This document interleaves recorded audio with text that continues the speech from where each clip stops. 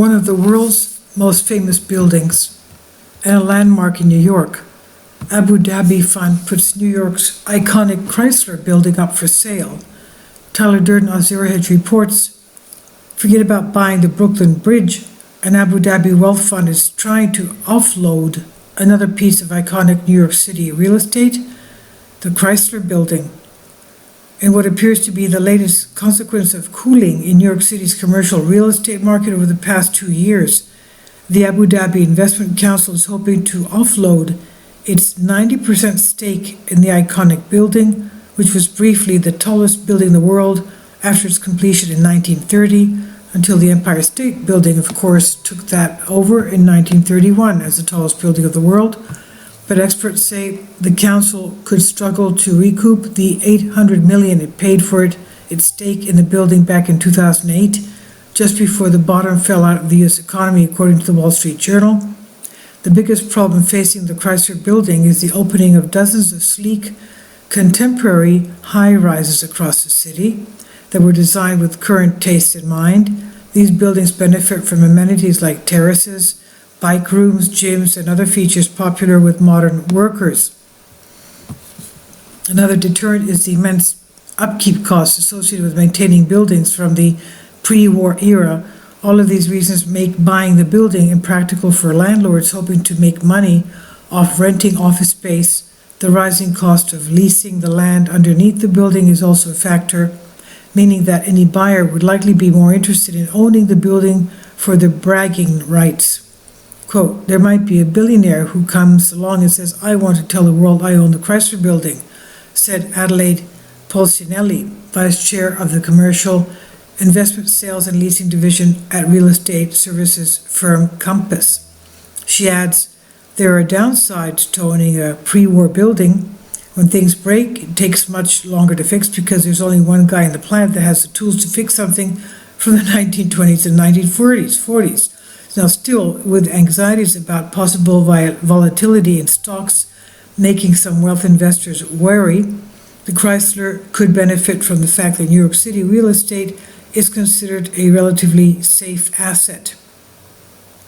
Although the growing leasing and maintenance costs are certainly a deterrent, the classic building, like the Chrysler building, benefited from at least one distinct advantage. They don't build buildings like this anymore. They don't make them as they used to. The Chrysler building also faces rising costs associated with the ground lease. The land beneath the building is owned by the Cooper Union School. The building's owners paid the school $7.75 million in rent during 2017, but that annual lease fee jumped to $32.5 million last year. It rises to $41 million in 2028, and there are other associated fees along with the lease, according to Cooper Union's financial documents.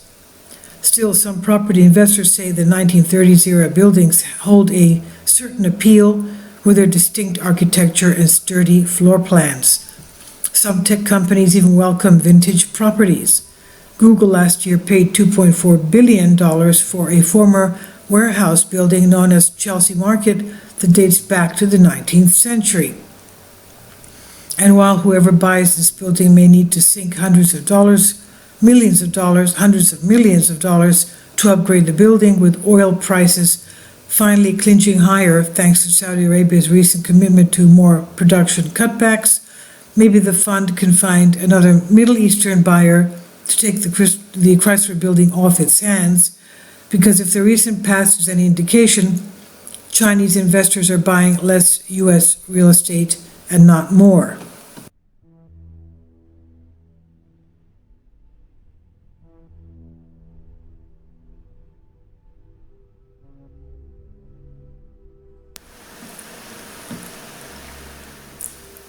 If you'd like to join me on my Patreon account, you will hear content not covered by mainstream media. These riveting stories will be based on my research, and I will state my opinions and give my personal insight on diverse and controversial subjects and world events not covered by mainstream media, and not supported by YouTube guidelines. So whatever I have on my Patreon, most of those will not be on my YouTube channel. Please consider becoming a member today. More of the most significant and important videos will be on my Patreon channel. Your support helps me to continue my research and keeps this YouTube channel alive. And we depend on your support, your generous charity, because we help economically challenged families here in Athens, Greece, in Kapota, and we also help the young generation with university tuition and the community around our church. Thank you.